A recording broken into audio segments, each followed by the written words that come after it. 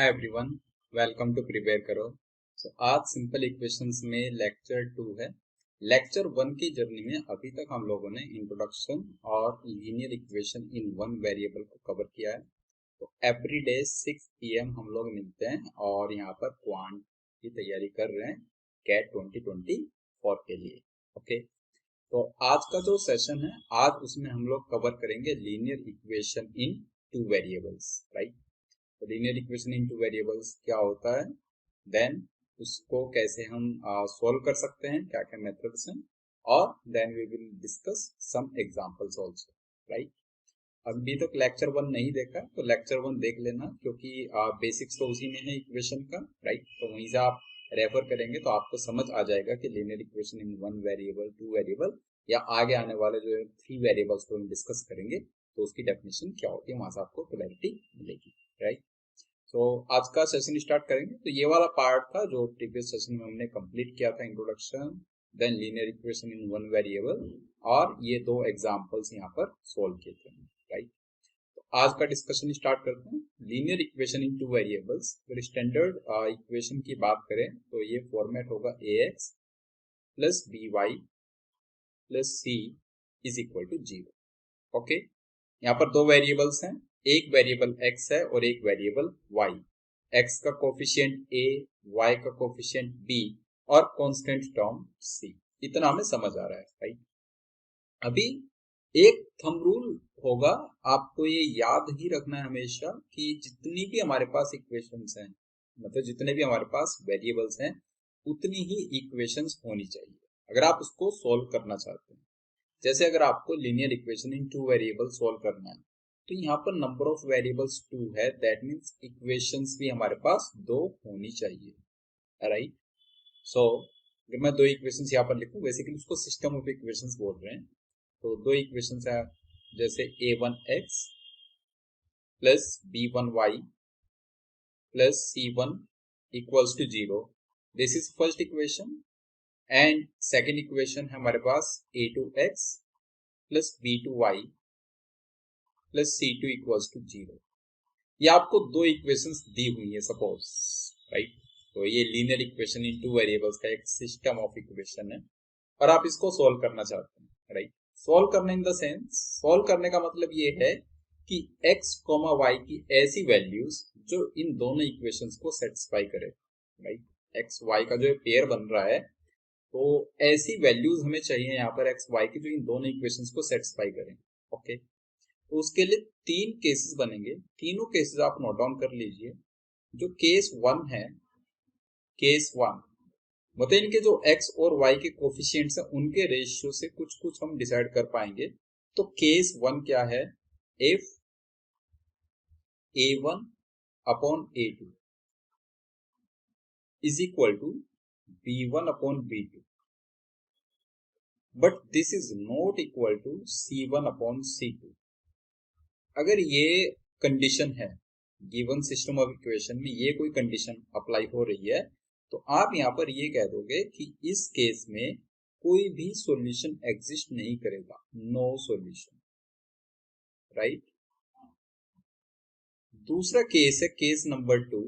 अब इनके एग्जांपल हम लोग देखेंगे तो आपके बातें ज्यादा क्लियर होंगी। केस 2 ये कह रहा है if a1 upon a2 is equal to b1 upon b2, a1 upon a2 is equal to b1 upon b2, और ये किसके बराबर हो, b1 अपॉन b2, और ये किसके बराबर हो, c1 अपॉन c2 के, राइट। तो इस केस में आप कहोगे कि यहाँ पर इनफाइनाइट सॉल्यूशंस एग्जिस्ट करेंगे, इनफाइनाइट सॉल्यूशंस। ओके, और एक थर्ड केस यहाँ पर एग्जिस्ट करेगा, थर्ड केस, केस नंबर 3 ये होगा if a1 upon a2 is not equal to b1 upon b2। अगर ये कंडीशन है a1 upon a2 is not equal to b1 upon b2, तो सिर्फ यही एक ऐसी पॉसिबिलिटी है जहां पर यूनिक सॉल्यूशन एग्जिस्ट करेगा। अगर आप रिकॉल कर पा रहे हैं तो मैंने बताया था कि linear equation in one variable का ऑलवेज यूनिक सॉल्यूशन होगा। लेकिन यहाँ पर देखो, linear equation in two variables में तीनों केसेस पॉसिबल है। हो सकता है कोई सॉल्यूशन एग्जिस्ट ही ना करे, नो सॉल्यूशन, या फिर हो सकता है इनफाइनाइट सॉल्यूशंस एग्जिस्ट करे, या फिर हो सकता है यूनिक सॉल्यूशन एग्जिस्ट करे। ये तीनों कंडीशन है। आप बिलीव नहीं करेंगे, इस कंडीशन पर बेस्ड भी क्वेश्चन पूछे जाते हैं एग्जाम में, राइट। कैट 20 का एक क्वेश्चन आया भी था, वो मैं आपसे कराऊंगा अभी, तो आपको ये चीज समझ आएगी कि अच्छा यहाँ से भी क्वेश्चन बन सकता है, बेसिक क्वेश्चन। ओके, नाउ इनके नेम्स याद रख लेना। जैसे नो सॉल्यूशन अगर है तो आप इस सिस्टम को कहते हो इनकंसिस्टेंट सिस्टम, मतलब जिसका कोई सॉल्यूशन एग्जिस्ट नहीं करता है, इनकंसिस्टेंट, राइट। इनकंसिस्टेंट सिस्टम इसको बोलते हैं। और जब सॉल्यूशन एग्जिस्ट कर जाए, चाहे वो इनफाइनाइट सॉल्यूशन है चाहे वो यूनिक सॉल्यूशन है, तो इन दोनों केसेस में आप कहोगे it's a consistent system, consistent system. बस ये नेम याद रख लेना, क्योंकि एग्जाम में हो सकता है इन नेम से ही आए, राइट। अब मैं इसको एक दो एग्जांपल्स आपको एक्सप्लेन करने की कोशिश करता हूँ। जैसे आप मान लो कि एक इक्वेशन है 2x plus 3y plus 5 is equal to 0, और एक दूसरी इक्वेशन है 6x plus 9y plus 10 is equal to 0, right. ये इक्वेशन है। और अभी आप अगर देखोगे तो इसमें कौन सा केस फॉलो हो रहा है, तो आप कहोगे कि 2/6 इज इक्वल टू 3/9, ये तो बराबर है, and this is not equal to 5/10। 5/10 1/2 के बराबर है, बाकी 2/6 और 3/9 दोनों 1/3 के बराबर है। तो basically a1/a2 is equal to b1/b2, but this is not equal to 5/10, not equal to c1/c। Okay, तो आप कह रहे हो कि इस हिसाब से तो इसका नो सॉल्यूशन है, राइट। अब देखो ऐसा हो क्यों रहा है कि यहाँ पर ये नो सॉल्यूशन आ क्यों रहा है, राइट। इसको समझते हैं। अगर आप फर्स्ट इक्वेशन को लिखना चाहो तो फर्स्ट इक्वेशन को आप ऐसे लिख सकते हो 2x plus 3y is equal to -5, right. 2x plus 3y is equal to -5, और इसको अगर आप 3 से मल्टीप्लाई करो, 3 से मल्टीप्लाई करने के लिए मैं क्यों आपको कह रहा हूं, क्योंकि यहाँ पर 6x है और यहाँ पर 9y है। तो अगर आप 2x प्लस 3y को 3 से मल्टीप्लाई करोगे तो वो 6x प्लस 9y बन जाएगा। तो एक बार इसको 3 से मल्टीप्लाई करो इस इक्वेशन को, ये बनेगा 6x plus 9y is equal to -15, right. और यहां से हमारे पास जो ये इक्वेशन है उससे हम क्या कह पा रहे हैं, उससे हम कह पा रहे हैं कि 6x प्लस 9y कितना है, -10 है। अब आप मुझे बताओ 6x प्लस 9y एक जगह पर आप कह रहे हो -15 है और दूसरे जगह पर आप कह रहे हो -10 है, तो क्या कभी ऐसे x, y एग्जिस्ट करेंगे जिसके लिए 6x प्लस 9y दो वैल्यूज एज्यूम कर पाए, एक -15 और एक -10? Not possible. इसीलिए ऐसी कंडीशन में हम ये कमेंट कर पा रहे हैं कि अगर a1/a2 b1/b2 के बराबर है, but this is not equal to c1/c2, तो वैसी कंडीशन में इसका कोई भी सॉल्यूशन एग्जिस्ट नहीं करेगा। ओके, इसी टाइप से आप इनफाइनाइट सॉल्यूशन और यूनिक सॉल्यूशन वाले केस को समझ लेना, राइट। क्लियर हो जाएगा ना। तो ये तीन केसेस हैं। अब हम बात करते हैं कुछ एग्जांपल क्वेश्चंस की linear equation in two variables पर, राइट। सो क्वेश्चन नंबर 1 देख लेते हैं एक बार। ओके, ये क्वेश्चन क्या कह रहा है, Shivani and Yamini have certain amounts of money with them. If Shivani gives 60 to Yamini, then amounts with both will be equal. Instead, if Yamini gives 20 to Shivani, the amount with Shivani would become twice the amount left with Yamini. So what is the amount with Shivani, right? तो आप मान लो कि शिवानी के पास x है और यामिनी के पास y, ये मान लें x and y। If Shivani gives ₹60 to Yamini, अगर शिवानी ने यामिनी को 60 दिया तो शिवानी के पास क्या बचा, x माइनस 60, और यामिनी के पास कितना हो गया, y प्लस 60। और ये कह रहा है कि x माइनस 60 और y plus 60 the both will be equal, ये दोनों बराबर हो गया। तो यहां से आपके पास इक्वेशन आ गई। आप कह पा रहे हो कि x is equal to y plus 120। Okay, ये बन गई इक्वेशन नंबर 1। अगर इसकी जगह instead if Yamini gives 20 to Shivani, अगर इसकी जगह यामिनी शिवानी को 20 दे, मतलब शिवानी के पास हो जाए x की जगह x प्लस 20 और यामिनी के पास हो जाए y माइनस 20, अगर ऐसा हो तो ये कह रहा है the amount with Shivani would become twice the amount left with Yamini. मतलब ये जो x प्लस 20 है जो शिवानी के पास हो जाएगा, ये amount will be twice of amount left with Yamini. ये इक्वेशन बनेगी, right. So x plus 20 is 2 times of y minus 20। मतलब आप यहां से कह रहे हो कि x is equal to twice of y minus 60 आ जाएगा, right. This is equation number 2। अब 1 और 2 में से आप सीधे देख करके बता सकते हैं कि y प्लस 120 और 2y माइनस 60 बराबर है। y plus 120 is equal to 2y minus 60। इसको सॉल्व करेंगे तो यहां से y कितना बनेगा, y इज इक्वल टू 180। अगर y की वैल्यू 180 आ गई तो आप x की वैल्यू बता सकते हैं इक्वेशन 1 से। x कितना होगा, 180 प्लस 120, 180 प्लस 120, और ये x की वैल्यू कितनी आ जाएगी, 300, राइट। इक्वेशन 1 से हमने निकाल दिया। y और x दोनों आ गए। क्या पूछ रहा है, what is the amount with Shivani, x जो हमने एज्यूम किया था, तो आंसर कितना आ जाएगा, 300। ओके, आसान सा ही क्वेश्चन था, राइट। नाउ नेक्स्ट चलते हैं।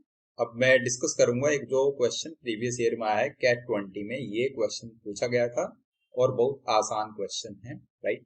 Late k be a constant, the equations kx plus y is equal to 3 and 4x plus ky is equal to 4 have a unique solution if and only two equations in two variables, और condition है कि unique solution होना चाहिए। तो बताओ k की value क्या होगी, कौन सा ऑप्शन यहाँ पर सेटिस्फाई होगा, right.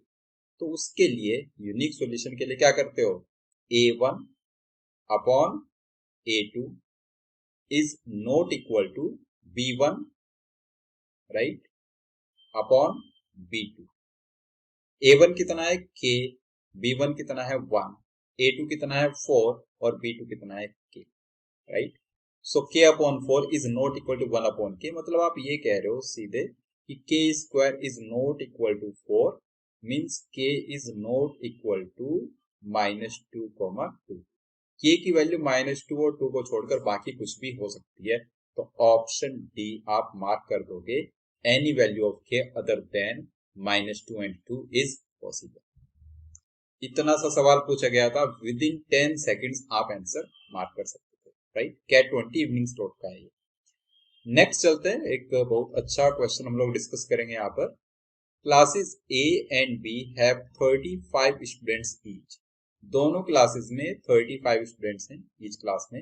If 7 girls shift from A to B, the number of girls in the classes would interchange. Instead if 4 girls shift from B to A, the number of girls in class A would be twice the original number of girls in class B. तो पूछा है number of boys in class A and in class B, right? ठीक है। आप ये कह रहे हो कि दो क्लास हैं, class A, class B। Class A में बॉयज और गर्ल्स, राइट। क्लास ए का जो टोटल स्टूडेंट्स है वो 35, क्लास बी के टोटल स्टूडेंट्स कितने हैं, वो भी 35। अब मान लो कि क्लास ए में जो बॉयज है वो x हैं और क्लास बी में जो बॉयज है वो हैं y, suppose, right, x and y। तो क्लास ए में गर्ल्स कितनी है, 35 माइनस x, और क्लास बी में गर्ल्स कितनी है, 35 माइनस y, क्योंकि टोटल नंबर ऑफ स्टूडेंट्स तो ईच क्लास में 35 है, राइट। ये हमने ओरिजिनल सिनेरियो दिया हुआ ऐसा मान लो। अब स्टेटमेंट 1 हम रीड करेंगे। If 7 girls shift from A to B, अगर क्लास ए से क्लास बी में 7 गर्ल्स शिफ्ट हो जाती हैं, तो आप कहोगे the number of girls in the classes would interchange, कि जो नंबर ऑफ गर्ल्स है ना क्लासेस में वो इंटरचेंज हो जाएगा। मतलब आप यहाँ पर सोचो कि अगर 35 माइनस एक्स में से 7 माइनस हो जाए, अभी क्लास ए में जो गर्ल्स है 35 माइनस एक्स, उसमें से 7 आप माइनस कर दो तो वो इंटरचेंज हो जाएगा। इंटरचेंज ऐसी, इंटरचेंज का मतलब इतना है कि जैसे यहाँ पर सपोज 11 गर्ल्स थी और यहाँ पर 3 गर्ल्स थी सपोज, तो आपने 11 में से 7 मूव कर दी, यहाँ से 4 बची, मतलब ये 4 3 बराबर, राइट। तो इसको 3 की जगह मान लो जैसे 11 है और यहाँ पर लेट से 4 है, तो अगर 11 में से आपने 7 शिफ्ट कर दी इधर, तो 11 की जगह 4 हो गई और 4 की जगह 11, इंटरचेंज हो गया ना, राइट। मतलब इसका जो फाइनल नंबर बना, इसका फाइनल वो इसके इनिशियल के बराबर और इस 4 का फाइनल इसके इनिशियल के बराबर। क्लास ए का फाइनल क्लास बी का इनिशियल बराबर होगा, क्लास बी का फाइनल क्लास ए का इनिशियल बराबर होगा। ऐसे समझ पा रहे हैं? तो क्लास ए का फाइनल है 35 माइनस एक्स माइनस 7 और क्लास बी का इनिशियल है 35 माइनस वाई, ये दोनों बराबर हो जाएंगे, ऐसा हम कह रहे हैं, राइट। तो यहां से हमारे पास x और y में इक्वेशन बन रही है, सीधे सीधे हम ये कह पा रहे हैं कि x is equal to y minus 7। I hope ये वाला पार्ट सबको क्लियर हो रहा है। So this is equation number 1, right. अब आगे उसने क्या कहा, आगे का स्टेटमेंट है instead if 4 girls shift from B to A, अगर बी से ए में 4 गर्ल्स शिफ्ट होती हैं, जब आप बी से ए में 4 गर्ल्स शिफ्ट करोगे तो ए में जो गर्ल्स हो जाएंगी वो हो जाएंगी 35 माइनस एक्स प्लस 4 और बी में जो गर्ल्स होंगी वो होंगी 35 माइनस वाई माइनस 4, राइट। तो ये कह रहा है the number of girls in class A would be twice the original number of girls in class B। 35 minus x plus 4 ये किसके बराबर होगा, twice of original number of girls in class B, twice of 35 minus y के बराबर ये हो जाएगा, right. ठीक है, इसको हटा देते हैं। Now so 35 minus x plus 4 is twice of 35 minus y, इसको सोल्व करेंगे तो यहां से हमारे पास क्या इक्वेशन बनेगी, so 35 plus 4 is 39, 39 minus x is equal to 2 into 35 is 70 minus 2y। यहां से आप ये कह रहे हो कि x is equal to 2y and minus 31। This is equation number 2। अब 1 एंड 2 को सोल्व करना है x एंड y के लिए तो आसान है, y माइनस 7 और 2y माइनस 31 बराबर हो जाएंगे। तो आप ये कह रहे हो कि y minus 7 is equal to 2y minus 31, so y is 24, y की वैल्यू 24 आ गई। इक्वेशन 1 में जाओगे तो वहां से x की वैल्यू आ जाएगी, x is equal to 24 minus 7 is 17, so x 17 है y 24, और अगर आप ध्यान से देखें तो वही पूछा गया था, क्लास ए में कितने बॉयज हैं 17 और क्लास बी में कितने बॉयज है 24, ये आपका आंसर हो जाएगा। ओके, तो आपने एक चीज नोटिस की होगी आज के सेशन में, जब linear equation in one variable था, मतलब जहां पर हमारे पास पूरे क्वेश्चन में एक ही वेरिएबल आ रहा था, तो उसका सोल्विंग टाइम कम था। और आज जब हम 2 वेरिएबल्स की बात कर रहे हैं, जहां पर 2 वेरिएबल्स जैसे x एंड y, तो इसका सोल्विंग टाइम प्रीवियस लेक्चर के क्वेश्चंस के कंपैरिजन में ज्यादा। यही चीज आप नोटिस करेंगे जब हम लीनियर इक्वेशन इन 3 वेरिएबल्स पर जंप करेंगे, तो वहां पर ये चीज आपको और अच्छे से समझ आएगी, वहां पर फिर से हमारा टाइम ऐसे ही बढ़ेगा। ओके, सो नेक्स्ट लेक्चर में हम लोग मिलेंगे, लेक्चर नंबर 3 में सिंपल इक्वेशंस को ही कंटिन्यू करेंगे, जिसमें डिस्कस करेंगे एज रिलेटेड प्रॉब्लम्स और डिजिट बेस्ड क्वेश्चंस, राइट। तो ये बेसिकली जो एग्जाम है, राइट, उसमें ज्यादा जो क्वेश्चंस पूछे जाते हैं age related digit based questions, ये बहुत फ्रीक्वेंटली पूछे जाते हैं, तो उनको हम लोग अच्छे से वहां पर डिस्कस करेंगे। ओके, सो मिलते हैं नेक्स्ट टाइम। वीडियो पसंद आया हो तो लाइक करना, और अपने फ्रेंड्स के साथ जो भी कैट या एप्टीट्यूड एग्जाम्स के लिए प्रिपेयर कर रहे हैं उनके साथ डेफिनेटली शेयर। ओके, तो मिलता है कल 6 बजे। Okay, thank you guys, thanks for watching, bye bye.